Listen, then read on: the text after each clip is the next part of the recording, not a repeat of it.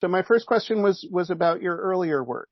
So as Yeah. I said, the program I teach in, TIES, uses Leadership in the New Science as one of its central texts. And that book continues to, I mean, it comes up again and again. I was just in Sao Paulo, actually, doing my dissertation research, one phase of it.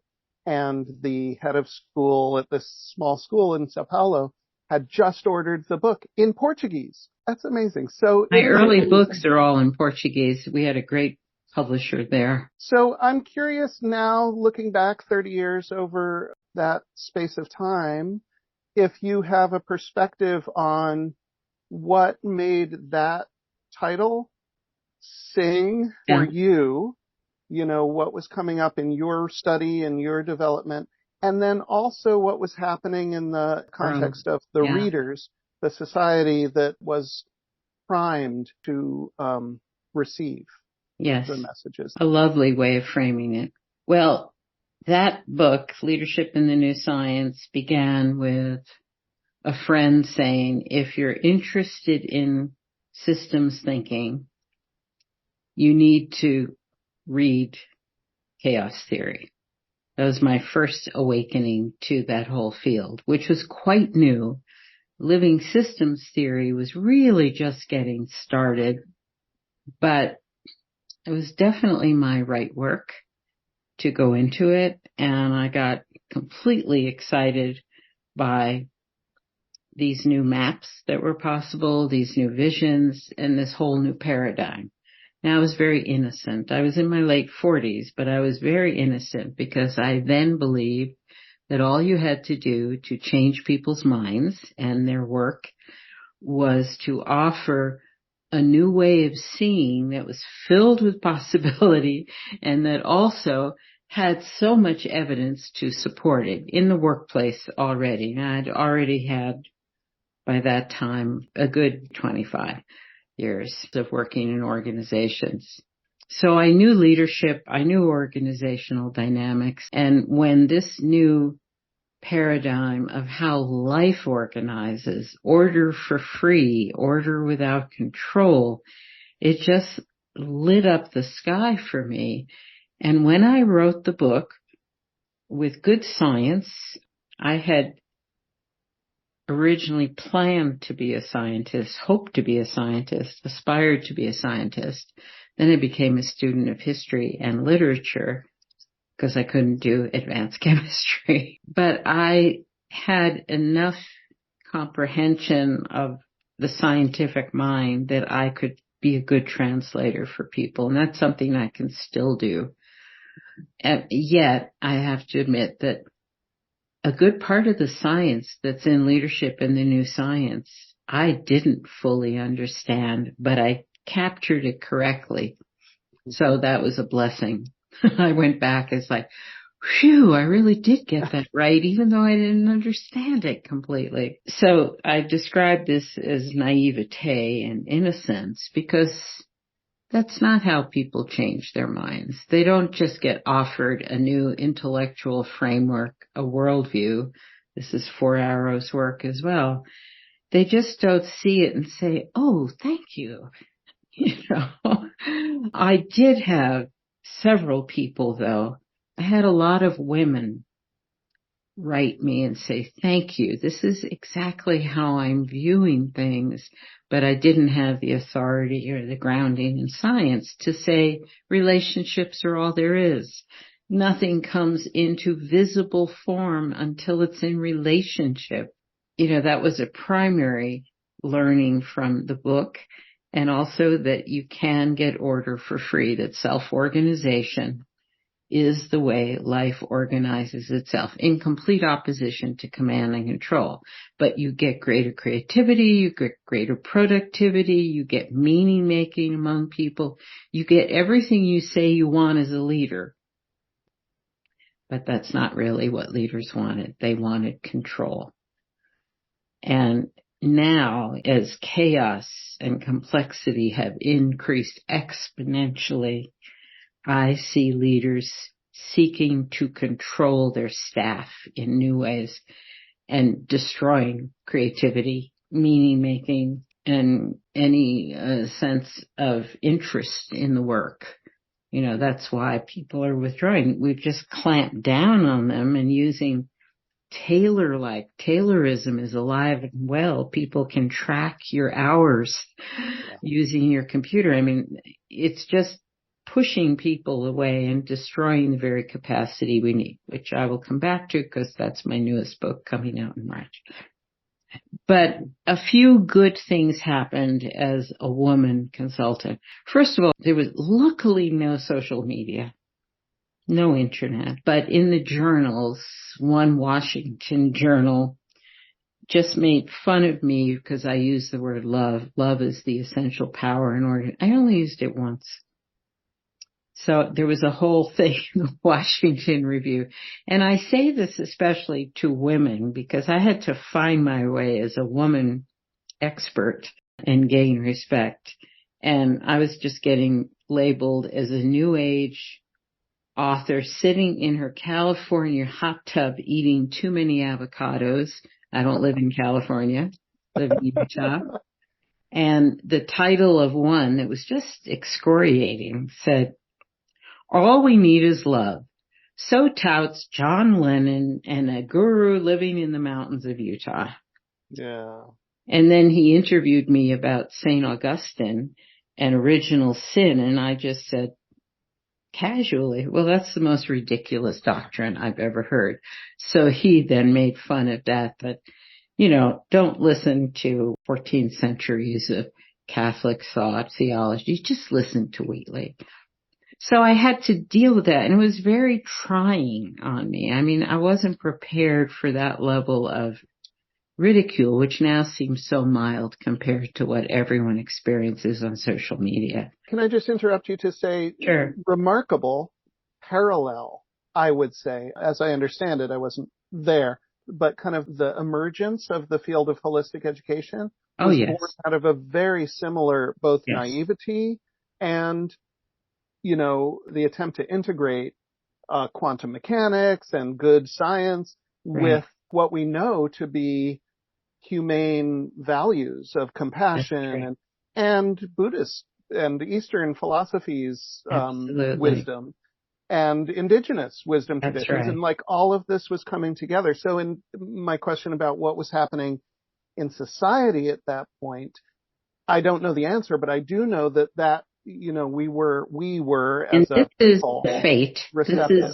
Now I've had a wonderful career and been widely loved and accepted. But what you went through, what any pioneer goes through who challenges the power basis in the culture. I mean, we're just in a long line of heretics and martyrs and revolutionaries. They try and kill us. Yes, they do.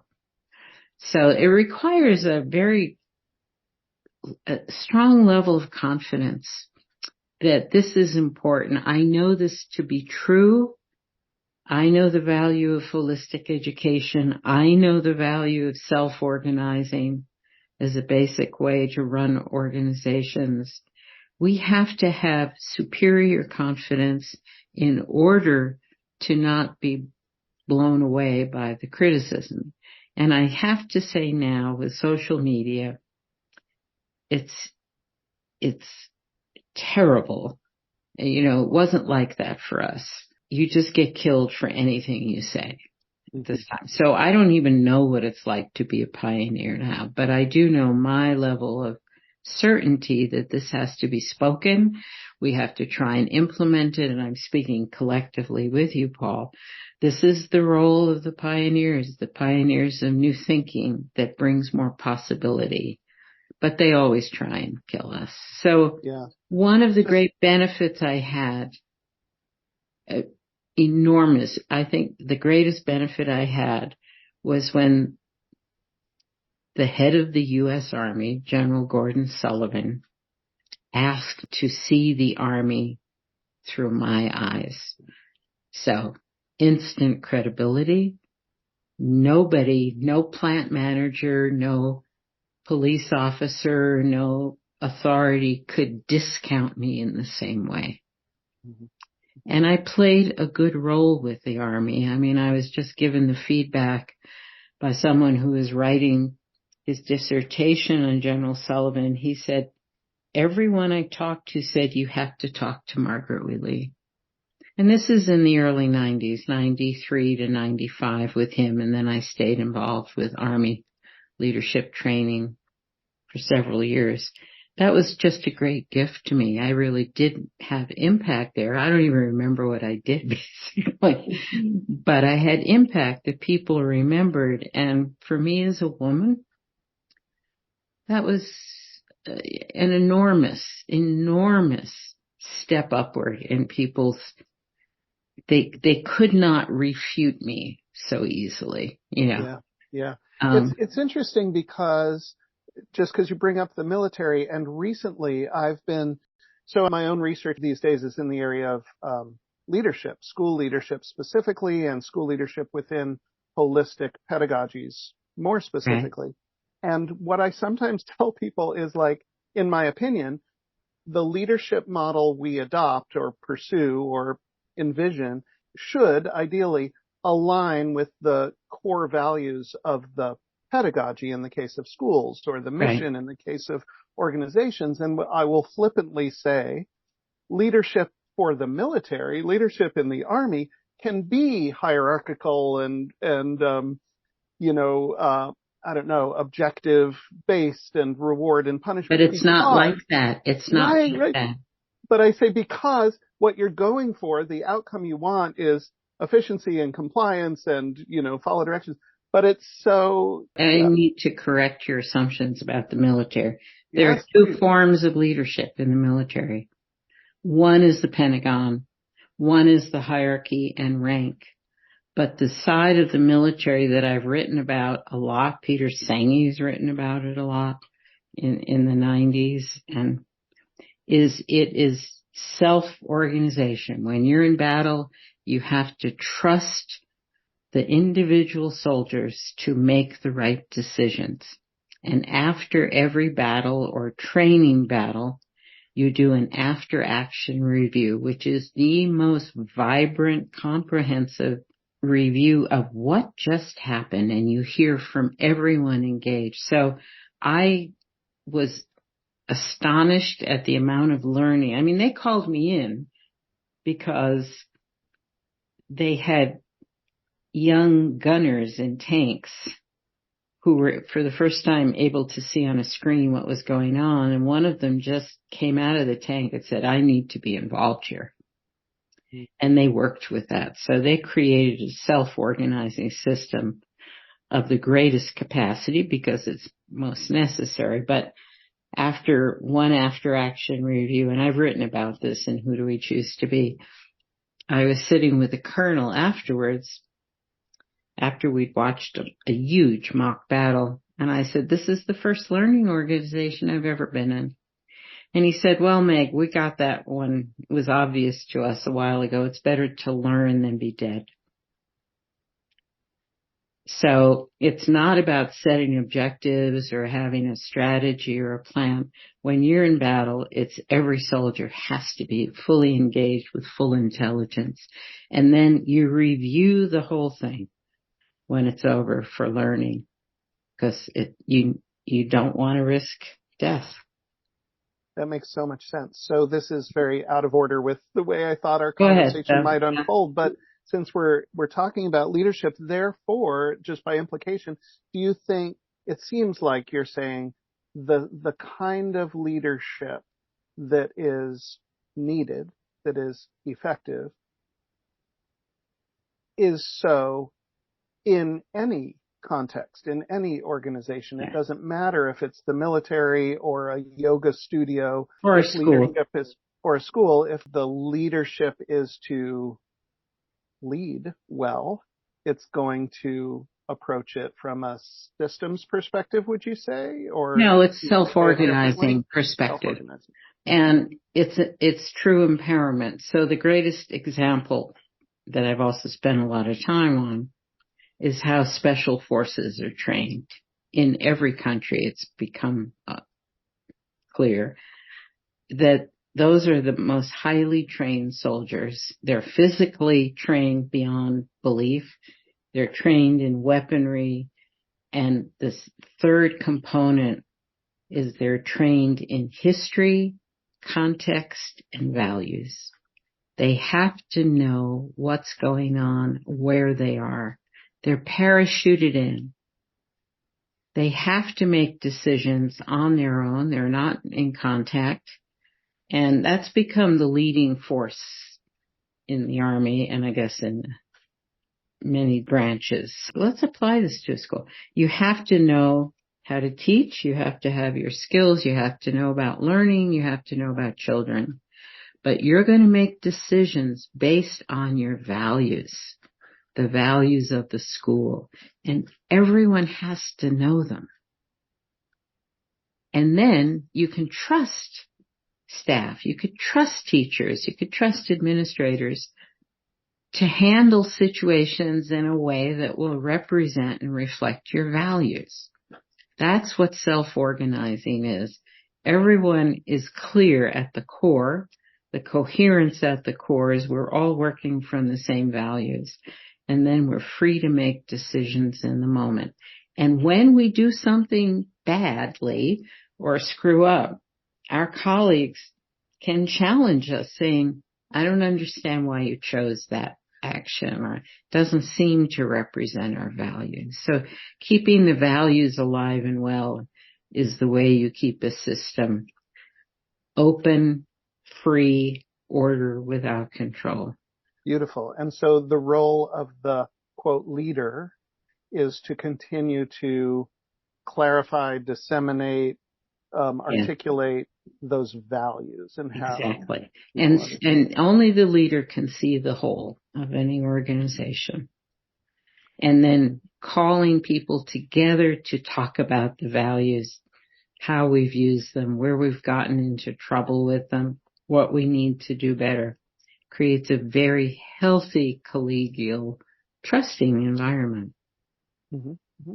Yeah. Would you say, is it a goal of the leader within an organization, or might it be, would this be one way of framing it, to allow for the emergence of leadership from other sources than the leader? Well, when you create this coherence at the very center, then people will take leadership for different things. And then you can spot that and identify them and, you know, make their contribution visible, maybe promote them, whatever. But people will show their best selves if you are engaging them fully and trusting them to make good decisions. Yeah. And this does work. This does work. Yeah. And so if a number of individuals, and maybe is the goal eventually, everyone within the organization feels thus empowered to be making decisions with confidence, with a deep understanding of the values, such that a traditional idea of what leadership even is. I don't actually believe in that distributed leadership anymore. Okay. Only because the environment is so chaotic and so destructive. There needs to be one person who holds the anchor, who holds firm, and who keeps making sense for people.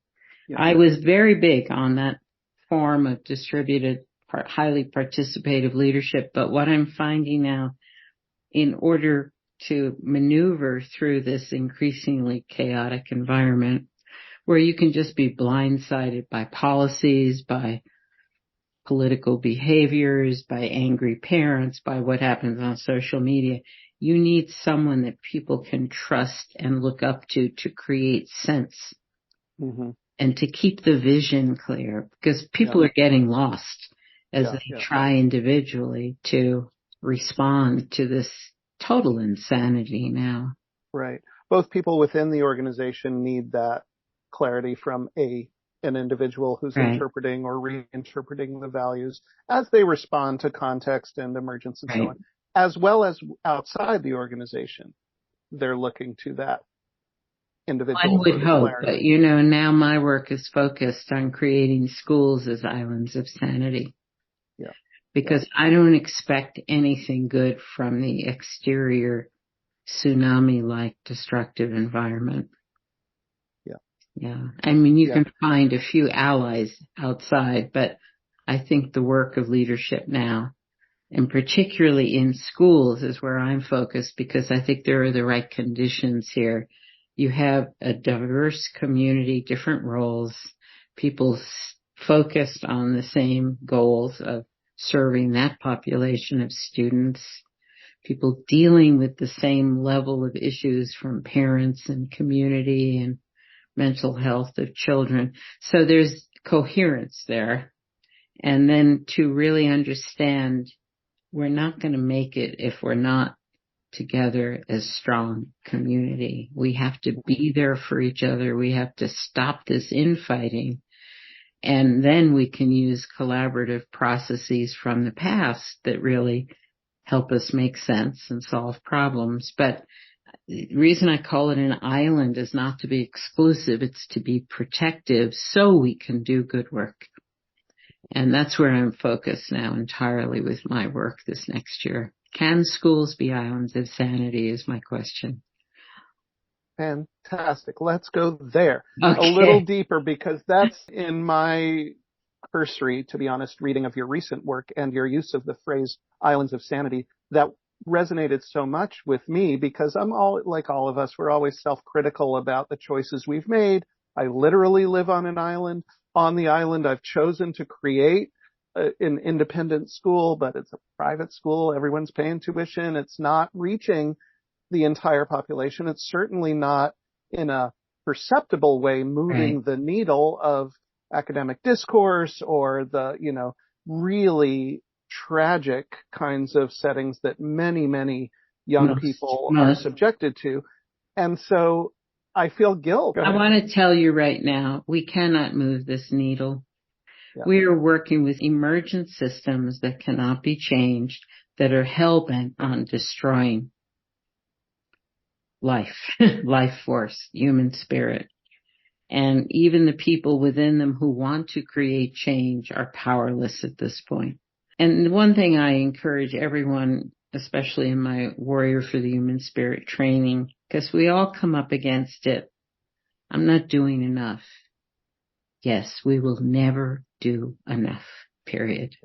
So I use the maxim from President Teddy Roosevelt, do what you can, where you are, with what you have. We cannot save this world, but we can create possibility and sanctuary for the within our sphere of influence or within our school.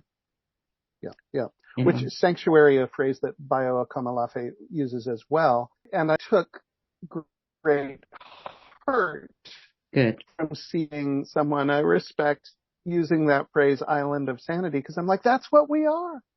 That's what we are. We're a refuge. We're a sanctuary. We're an island where we have created our own internal ontology, makes sense to us. Yeah. We're able to articulate it. And we notice children are thriving. They're unfolding in ways that inspire the adults around. How wonderful you could do that. And there's a direct analog in living systems in that Mother Nature creates refugia, places of refuge where life still goes on in the midst of volcanic flows, forest fires, avalanches, where most of the surrounding land is devastated by whatever it is, natural calamity. And there are these little places where life is still going on. Yeah. And they grow, right? Perhaps. Colonize, but no, they can spread. But what I'm interested in right now is we need to preserve and protect the memory, the reality of what human beings are capable of, because we're not seeing it in the general landscape or the general culture. People are locked in fear and just acting with the worst fear-based aggressive behaviors, self-protection. And we can create these places. Who knows if we'll even be around for them to spread. I've sort of just given up on that myself, but this is good work. This is valuable work. This is a meaningful life. And one of the places where I'm speaking now all the time is what gives your life meaning now and at the end of your life.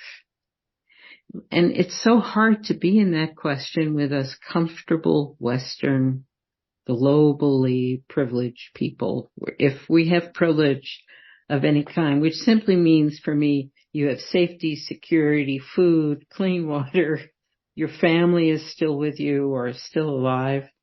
It's very hard to think about things disappearing on us or this encroaching insanity that's so destructive. And so I know what gives meaning to my life, and it's trying to summon as many people as possible to be the embodiment of the best of human beings, which I now use the phrase human beings being fully human, working with our consciousness, working with our frontal lobes, not being locked into the reptilian brain behaviors. Yes. And we're always only a few people. Historically, we're always only a few people. I'm heartened and reassured to some extent that you say your focus now includes, and I know your focuses, your foci are many, but the idea of schools.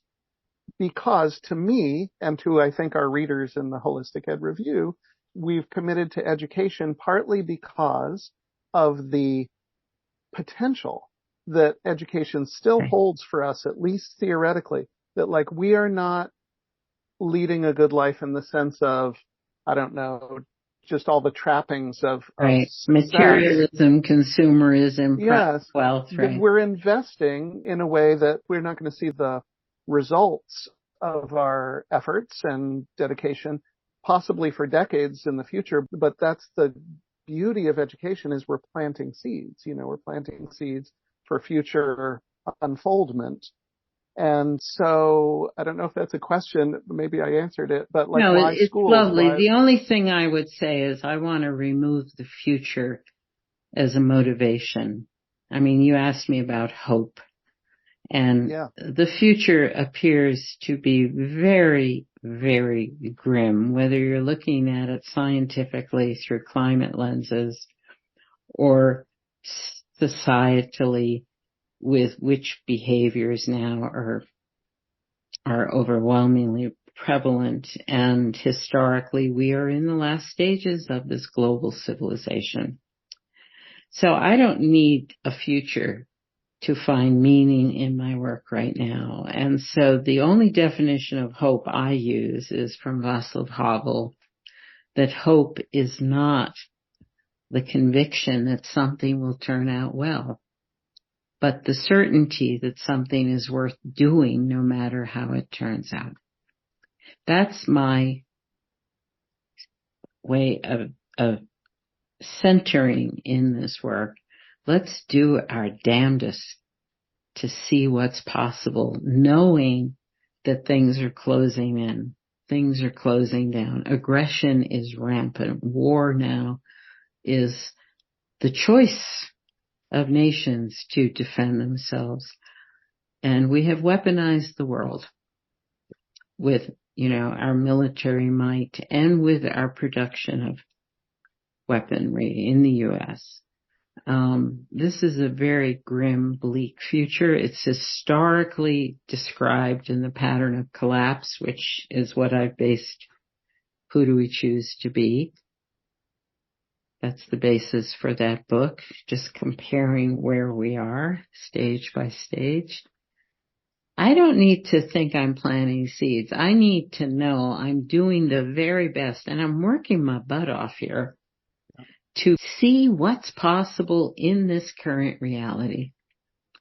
And that is truly meaningful work. When you light up a child, when you see that the children in your school are blossoming, are not suffering from mental despair, mental challenges, when they have meaning and purpose, feel it in themselves, that's enough. Yeah. And then they'll be prepared for whatever's coming. Yeah. I guess, I have to think about that just a little bit. It's a hard message. It's a hard message. So it's all right. No, it's okay. And I've heard from colleagues who have been in your warrior training the word that apparently you coined of hopium. I didn't coin it. Michael Dabb Okay. did, but yes, we've spoken a lot about hopium. Yeah, just the idea that if we're so attached to that sort of, stay hopeful, that's because of I've been writing and speaking about giving up hope, which is also always companioned by fear. Mm-hmm. So when something doesn't work out, we go into fear, disappointment, cynicism, and ultimately breakdown. Yeah. So it's a just dangerous source of motivation. And the way I make it clear is to take that glass. Is it half empty or half full? So we know there's only one right answer in the general culture, right? You have to be an optimist. No one wants to be around you if you say, well, it's half empty. We're all called doomsayers. We've been identified, people like me, of living in the doom sphere. No, we're living in reality, people. I want to go back to the glass, but I just recently picked up this great definition of reality is that which still exists even when you stop believing in it. Mm. It's just there. I want more people to see more clearly so they can act more wisely. But going back to the glass, is it half empty or half full? If you're in this role of service, you look at the glass and you say, oh, there's water. Who needs it and how can I get it to them? Mm-hmm. You deal with the immediate needs and the immediate resources. And then you figure out how to be helpful, how to be of service. And that is profoundly joyful work, no matter what's going on around us. Yeah, because whatever happens above the level of the water in the glass is irrelevant. No one's going to get quenched by that space. Like the only thing we need to think about is the liquid. That's right. That's right. Whatever amount there is, what can I do to get that to the people who need it? And the question I demand of everyone now who will work with me is you shift from predefining what you find as meaningful work, and you develop your capacity to look around in your immediate situation, in your school, in your community, in your family, and ask what's needed here. Mm-hmm. Yeah. And you do that with increased perception. You see more and you're able to discern more. What's needed here? And then you decide, the second question is very important. Am I the person to contribute to this need right now? Right. So that's also in the example of is the glass half empty or half full? Oh my God, it has water in it. Yeah. Love the question of what is needed here. And that, I would say, in my school is our guiding pedagogy. That is essentially it. In any given moment, educators making hundreds of decisions. Yes. And you're trying to filter, given the context, given what you know about the student, given your understanding of the values of the school, whatever, what is needed right now from me? And can I give it as another great Do I have corollary. the skills? We have to add that because when you ask what's needed, you are overwhelmed with the needs that are out there. And how do we find a way to contribute but not get overwhelmed? So that's where I think we need a lot more discernment. And am I the right person to contribute at this time also means I look at my interior health, whether I feel supported, whether I have allies. It's not just that, I have the right skills, but really, am I in the right frame of mind and the right centeredness to actually contribute? Because there are far too many people who bring their skills, but they also bring all their neuroses to a situation. Absolutely. And we all know that Yeah. And so much, I think those pedagogies that have evolved a spiritual component to the practice of education often begin with an exploration of the interior. Yes. Of the And so let's talk about this for a bit because in my view, nobody can be a successful leader if they don't have spiritual grounding, which at the simplest level means I know it's not all up to me. Mm-hmm. And I know I'm not the only source of energy. I know I don't have to be the prime mover and shaker. I can feel companioned by my faith, by other energies, by other spirits even. I know how to pray, or I know how to contemplate. I think we all need meditation practice at this point to learn how our minds work so we can catch ourselves more quickly when we start to get crazy or get triggered. But I don't know any leader anywhere who is surviving and contributing without a spiritual groundedness. The society is groundless at this point. So the ground has to be within us. It has to be. And it's not the ground of, well, I can do it all, or I'm professionally competent, so let me just go overwork myself and overwhelm myself. No, we need not only spiritual grounding, but we need to know this, I would say at this point, on a daily basis. I certainly find it necessary, given the news, given my level of powerlessness and outrage and despair for what's going on in the world. I can't get grounded enough for that world unless I spend time every morning meditating. I think leadership, just extrapolating from those ideas, it includes the need for a certain level of humility, that it's not all in your control, and a certain amount of That's right. surrender, like this situation is what it is.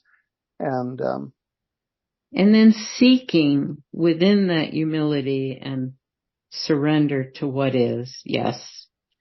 And then being able to ask, so how can I contribute here?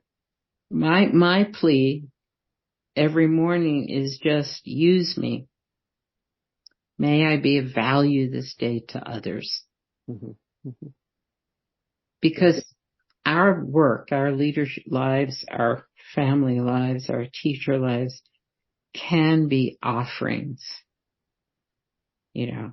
Yeah. And that's how I want all of us to think. What can I offer today? How can I serve this person, this place, this issue, this crisis? But in order to ask that, I need to be grounded, because otherwise I'll just get bombarded and overwhelmed. Then I'll have a terrible day. I was looking over my list of questions that we had started with. I think we've covered a lot of that I think ground. we have to. But as we come to the end, I just will hold space in case you're feeling like there's something that we haven't gotten to, or that you hoped to. I will just bring want to forth. offer my compassion to all of us who are only beginning to understand what's going on in the world, that we are truly in the last stage of this civilization, which has become global. It's a checklist, and we're just working down the pattern of collapse. This is something I've written about. You have to read my books for it. But this is not idle despair or doomsaying. It's historically based pattern. Most people will not face reality. They'll move into denial. This is also in the pattern of the last stage. They'll move into distraction, entertainment, demands for entitlement, and they will not contribute. That just happens in every single complex civilization throughout human history. They come and they go. This is a life cycle, right? It's a life cycle. If or when you can face that reality, I mean, the subtitles of Who Do We Choose to Be, the first subtitle is Facing Reality. The second subtitle is Claiming Our Leadership, Claiming Leadership. And the third is Restoring Sanity. So I just want to encourage everyone reading this to understand how awful it is, how hard that is to accept, but that the other side of that acceptance of reality, befriending reality, is you do find a path of contribution. If you're in a school, you already have that. Thank goodness. Hallelujah. And then the question is, how do you ground yourself? Personal inner work, absolutely necessary. But then the possibility of making this a very sane, self-organized, great place to be for everyone, including the children, but including faculty and staff. I know that's possible, and that's why I'm really focused this year on this experiment of how do you turn schools into islands of sanity. Absolutely beautiful. Thank you so, so much.